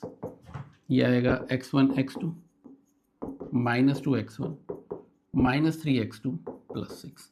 ये +6 कटेगा दोनों साइड से, x1 x2 कटेगा दोनों साइड से, तो बचा क्या, -2 x2, और ये इधर आकर ऐड हो जाएगा, इट विल बी x2, और ये उधर जाकर ऐड होगा, it will be x1। Images equal थी, एलिमेंट भी इक्वल है, इसका मतलब ये फंक्शन 1 है। यस, तो हम कह सकते हैं कि दो इमेजेस इक्वल हैं तो उनके एलिमेंट भी इक्वल आ रहे हैं, देयरफॉर fx इज, चलो 1 तो प्रूफ हो गया। अब मुझे प्रूफ करना है, अब मुझे चेक करना है कि क्या ये फंक्शन ऑन टू है या नहीं है, ये चेक करते हैं। ओके, तो मैं एक काम करता हूँ, मैं इस फंक्शन की ना रेंज निकाल लेता हूँ। रेंज कैसे निकालें, put it equal to y x - 3, और मैं यहाँ से x की वैल्यू निकालूंगा, cross xy - 3y is equal to x - 2। इसको मैं लिख सकता हूँ xy - x is equal to 3y - 2। x common लिया जाए तो 3y - 2 अपॉन y - 1।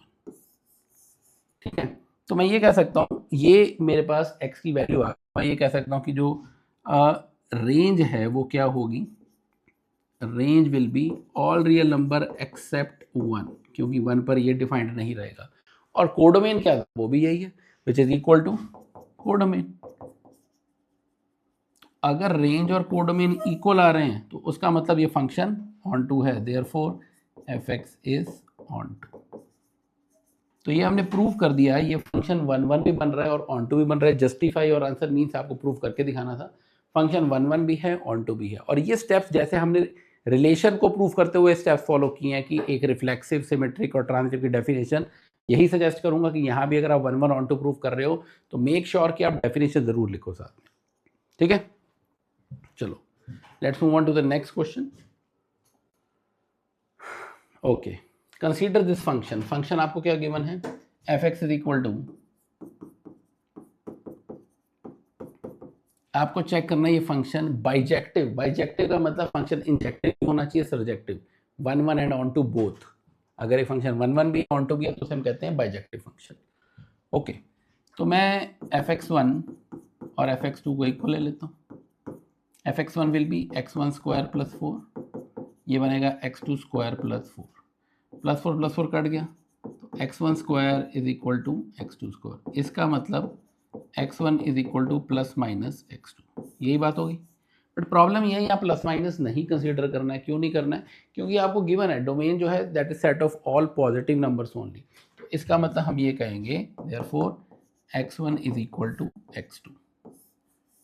दो इमेजेस इक्वल थी तो एलिमेंट भी इक्वल आ रहे हैं, तो इसका मतलब ये फंक्शन क्या बन रहा है, ये फंक्शन बन रहा है 1 1। तो हम कह सकते हैं देयरफॉर fx एक 1 1 फंक्शन बन गया। 1 1 की तो बात हमने प्रूव कर दी है। अब हम चेक करेंगे क्या ये ऑन टू है। फंक्शन क्या गिवन है आपको, फंक्शन है fx is equal to X square plus 4। अब मुझे एक बात बताओ, एक्स स्क्वायर जो है वो हर हालत में ग्रेटर देन इक्वल टू 0 रहेगा for all values of x। Clear बात है, क्योंकि कोई भी स्क्वायर नेगेटिव हो नहीं सकती, तो x square is always greater than और equal to 0। If I add 4 to both side, दोनों साइड 4 4 ऐड कर लेते हैं, तो इसका मतलब x square plus 4 is always greater than equal to 4। मतलब ये जो फंक्शन है fx this is greater than equal to 4, मतलब 4 से लेकर इन्फिनिटी तक इसकी वैल्यू होगी। ये हमने रेंज निकाली है कि रेंज आ रही है 4 से लेकर इन्फिनिटी तक, बट जो कोडोमेन था वो भी यही है, तो इसका मतलब again range is equal to codomain. और अगर रेंज और कोडोमेन इक्वल आ गया तो मैं ये कह सकता हूं therefore fx is on to.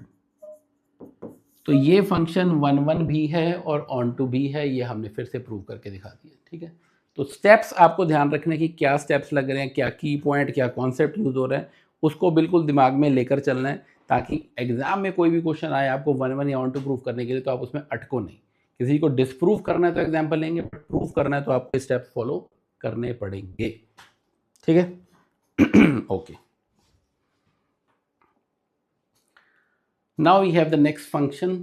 The function is fx is equal to x upon 1 plus mod x। और आपको ये प्रूव करके दिखाना है कि ये फंक्शन 1 1 और ऑन टू है। तो एक बार केस ले लेते हैं, मैं कंसीडर कर लेता हूँ कि x पॉजिटिव है।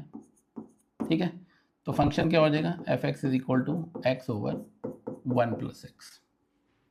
और कंसीडर कर लेते हैं fx1 is equal to fx2, तो x1 upon 1 plus x1 this is equal to x2 upon 1 plus x2। Cross multiply करो, x1 plus x1 x2 is equal to x2 plus x1 x2, ये तो cut जाएगा, तो we can से x1 is equal to x2। दो images equal हैं तो element भी इक्वल है, इसका मतलब फंक्शन क्या बन रहा है, देयरफॉर fx इज 1 1। देखो अगर आप ध्यान से देखो, मैं कभी 1 1 प्रूव करने के लिए सेम स्टेप्स फॉलो कर रहा हूँ।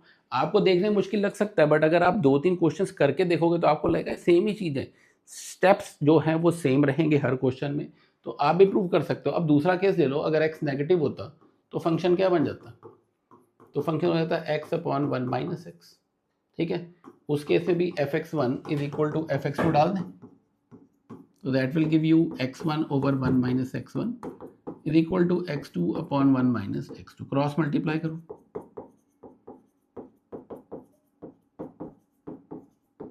ये कट गया, तो वी कैन से x1 is equal to x2। Again यहाँ भी सेम आ रहा है, तो इसका मतलब फंक्शन तो 1 1 ही बन रहा है। तो एक बात तो क्लियर है कि दिस फंक्शन इज 1 1। अब ऐसे अगर हम ऑन टू निकाल लेंगे, तो ऑन टू का काम मैं आपके लिए छोड़ रहा हूँ। आई होप ये काम आप कर सकते हो। ठीक है, तो ट्राई दिस क्वेश्चन, और ऑन टू अगर नहीं होता मुझे कमेंट सेक्शन में बताना होगा या नहीं होगा। उसमें भी ऐसे दो अलग अलग ले लो, एक बार ये वाला केस, एक बार ये वाला केस, और इधर से रेंज निकालना, इधर से रेंज निकालना, एक साइड से रेंज, दोनों की रेंज का कंबाइन करोगे तो रेंज इसके बीच में लाई करेगी, रेंज और कोडोमेन इक्वल आ जाएगा, तो इसका मतलब फंक्शन ऑन टू भी बन जाएगा। बात समझ आ गई है? तो ये काम मैंने आपके लिए छोड़ा है, बहुत सारे क्वेश्चंस कर चुके हैं, तो मेरे ख्याल से ये आप ट्राई खुद भी कर सकते हो। और क्वेश्चंस आप तभी करना सीखते हो जब आप खुद से ट्राई करते हो। मैथ्स कभी भी पढ़ने से या देखने से नहीं आएगा। जब तक आप कॉपी पेन नहीं उठाओगे और लिखना शुरू नहीं करोगे, आपकी मैथ्स के ऊपर कमांड स्ट्रांग नहीं होगी। प्रैक्टिस इज द ओनली की। करत करत अभ्यास के जड़मति होत सुजान। ठीक है, चलो कुछ इंपॉर्टेंट फॉर्मूलेज जिनके ऊपर बेस क्वेश्चन एग्जाम में पूछा जाता है। अब आपको पहला formula, number of relations in A cross B. अब आपको ये दिया हुआ है कि अगर मैं ये कह दूं ए एक सेट है उसमें 3 एलिमेंट्स हैं, बी एक सेट है उसमें 2 एलिमेंट्स हैं, तो अगर मैं आपसे पूछूं कि ए क्रॉस बी के कितने रिलेशंस बनाए जा सकते हैं, तो आपको करना क्या है, आपको पहले ये देखना है ए क्रॉस बी में कितने एलिमेंट आएंगे। तो 3 इंटू 2 6 एलिमेंट्स आ रहे हैं, तो इसका मतलब नंबर ऑफ रिलेशंस कितने बन सकते हैं, 2 की पावर 6। बात समझ आ गई। तो नंबर ऑफ रिलेशंस निकालने का हमारे पास डायरेक्ट फॉर्मूला है 2 to the power M N. M और एन यहाँ पर क्या है, एम और एन रिप्रेजेंट करते हैं number of elements in set A and set B. Got it. चलो, नंबर ऑफ रिफ्लेक्सिव रिलेशन कैसे निकालेंगे, we have direct formula 2 to the power N square minus N. यहाँ पर एक सेट ए दिया हुआ है आपको जिसमें एन एलिमेंट है, उसके रिफ्लेक्सिव रिलेशन निकालने का फॉर्मूला, और सिमेट्रिक निकालने के 2 की power N square plus N divided by 2। ये डायरेक्ट शॉर्टकट फॉर्मूले हैं, ऑल इनके डेरिवेशंस भी हैं, बट आपको डेरिवेशंस करने की जरूरत नहीं है, आप डायरेक्ट इन फॉर्मूलों को याद रख सकते हो। नंबर ऑफ रिफ्लेक्सिव रिलेशन रहेगा 2 की power N square minus N, symmetric relation रहेगा 2 की power N square plus N divided by 2। Clear है। नेक्स्ट फॉर्मूला पर चलते हैं। Okay, we have to find the total number of relation. अब function, अब रिलेशन की बात नहीं है, फंक्शन की बात हो रही है। एक फंक्शन डिफाइन किया गया ए से बी तक, ए में पड़े एन एलिमेंट्स, बी में है एम एलिमेंट, तो नंबर ऑफ फंक्शंस कितने बनाए जा सकते हैं, एम की पावर एन। अगर मैं आपको कहूँ ए के पास 3 एलिमेंट है, बी के पास 2 एलिमेंट्स हैं, तो अगर मैं फंक्शन बना रहा हूँ ए से बी तक, कितने बनेंगे, 2 की पावर 3, दैट मीन्स 8 फंक्शंस बनाए जा सकते हैं। ये बात समझ आ गई। आपको इस चीज का ध्यान रखना है, order of b divided by order of b raise to the power order of a, ये नंबर ऑफ फंक्शंस निकालने का डायरेक्ट आपके पास फॉर्मूला है। ऐसे ही आप number of one function, number of on to function वो भी कंसिडर, देखो जैसे नंबर ऑफ वन फंक्शन आपको कहा है कि अगर आप खुद एक सोच के बाद बताओ, मैं ये कह देता हूँ ये एक सेट है ए, ये सेट है बी, इसमें 3 एलिमेंट पड़े 1 2 3, इसमें पड़े हैं 2 एलिमेंट ए और बी। मैं वन फंक्शन बनाना चाहता हूँ, मैंने कह दिया इसकी इमेज ये है, इसकी इमेज ये है। अब तीसरे एलिमेंट की कोई इमेज तो बनानी पड़ेगी, यहाँ पर एलिमेंट पड़ा है, डिफाइन तो करना पड़ेगा। तो 3 की इमेज या तो मुझे बी देनी पड़ेगी या फिर ए देनी पड़ेगी। बट अगर मैंने ये दे दी तो ये फंक्शन तो रहेगा, वन फंक्शन नहीं रहेगा, क्योंकि वन फंक्शन में डिफरेंट एलिमेंट की डिफरेंट इमेजेस होनी चाहिए। तो यहाँ से मैं एक बात कंक्लूड कर लेता हूँ कि अगर number of elements in A is greater than number of elements in B, तो फंक्शंस वन कभी बन ही नहीं सकते। यहाँ तो वन फंक्शन बन ही नहीं सकता अगर ए में ज़्यादा एलिमेंट हो गए। बात समझ आ गई। हाँ, ए में कम एलिमेंट हो, बी में ज़्यादा हो तो बन सकते हैं, और वो कैसे बनेंगे, वो परमुटेशन यूज़ कर सकते हैं, एमपीएन डायरेक्ट फॉर्मूला है। बात समझ आ गई। और अगर दोनों में इक्वल है तो डायरेक्टली एन फैक्टोरियल बन जाएगा। एन और एम इक्वल है, दोनों में एन एलिमेंट है, एन फैक्टोरियल, क्योंकि एन ऑब्जर्वेशंस को एन जगहों पर अरेंज करना है, तो that can be done in nPn, that means n factorial ways. Simple बात है, वन फंक्शन निकालने के लिए अगर ए में ज़्यादा एलिमेंट है, बी में कम है, तो वन फंक्शन नहीं बन सकते। अगर इसमें ज़्यादा है तो बन सकते हैं, that can be written as mPn. Clear है। चलो, same way we have formula for onto functions. इस केस में अगर एन में कम एलिमेंट हैं तो ऑन टू फंक्शन नहीं बन सकते, जैसे उसमें ज़्यादा में नहीं बन पा रहे थे। और अगर एन में ज़्यादा एलिमेंट तो ऑन टू फंक्शन बन पाएंगे। यूजली ऑन टू का क्वेश्चन आपको एग्जाम में तभी आता है जब एन और एम इक्वल हो और ऑन टू फंक्शन होते हैं उसमें एन फैक्टोरियल। बट अगर ये दिया हुआ है कि एन ज़्यादा है एम से, तो ये डायरेक्ट फॉर्मूला है ऑन टू फंक्शंस को कैलकुलेट करने का। ठीक है, ओके। तो अब आपको करना क्या, देखो ये सारे फॉर्मूलेज मैंने आपको दे दिए हैं, लिस्ट ऑफ फॉर्मूला सबको आपको प्रोवाइड कर दी है, ये फॉर्मूलेज आप नोट कर सकते हो। और अब मैं आपको एक छोटा सा टास्क दे रहा हूँ, ये बाइजेक्टिव फंक्शन, बाइजेक्टिव फंक्शन का मतलब समझते हो, जो वन भी होगा ऑन टू भी होगा, तो नंबर ऑफ बाइजेक्टिव निकालना है, वो भी आपका सिंपल है।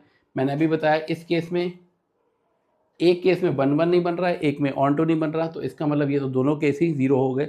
सिर्फ बाइजेक्टिव तभी पॉसिबल है अगर एन और एम इक्वल हो जाएंगे, and that is given by n factorial only. बात समझ आ गई। अगर मैं ये कहूँ ये सेट ए है, ये सेट बी है, ए में 4 एलिमेंट, इसमें 3 एलिमेंट, बाइजेक्टिव नहीं बन सकता। इसमें 3 एलिमेंट, इसमें 4 एलिमेंट, बाइजेक्टिव नहीं बन सकता। बाइजेक्टिव तभी बनेगा अगर ए और बी में सेम एलिमेंट्स होंगे। मान लो दोनों में 4 एलिमेंट है, तो number of bijective function will be 4 factorial. Clear है बात। चलो, अब ये सारे फॉर्मूलेज आपने लिख कर देख लिए हैं, सारे आपने नोट भी कर लिए होंगे। Now this question is in front of you. आपको एफ एक फंक्शन गिवन है ए से लेकर बी तक। ए में कितने एलिमेंट है, बी में कितने एलिमेंट है, ये आपको डिफाइंड है।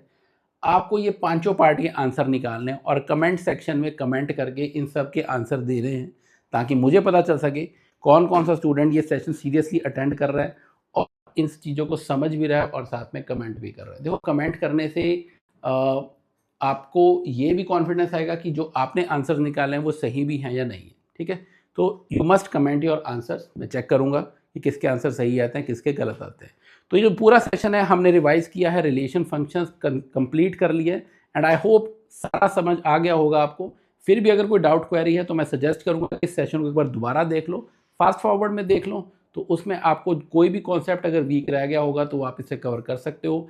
इसके अलावा आप एनसीईआरटी एग्जाम्पलर या पीवाईक्यूज के क्वेश्चंस लगा सकते हो, वो आपको हेल्प करेंगे इस कमांड और स्ट्रॉन्ग करने में इस चैप्टर के ऊपर। So I hope you enjoyed the session today. Thank you so much.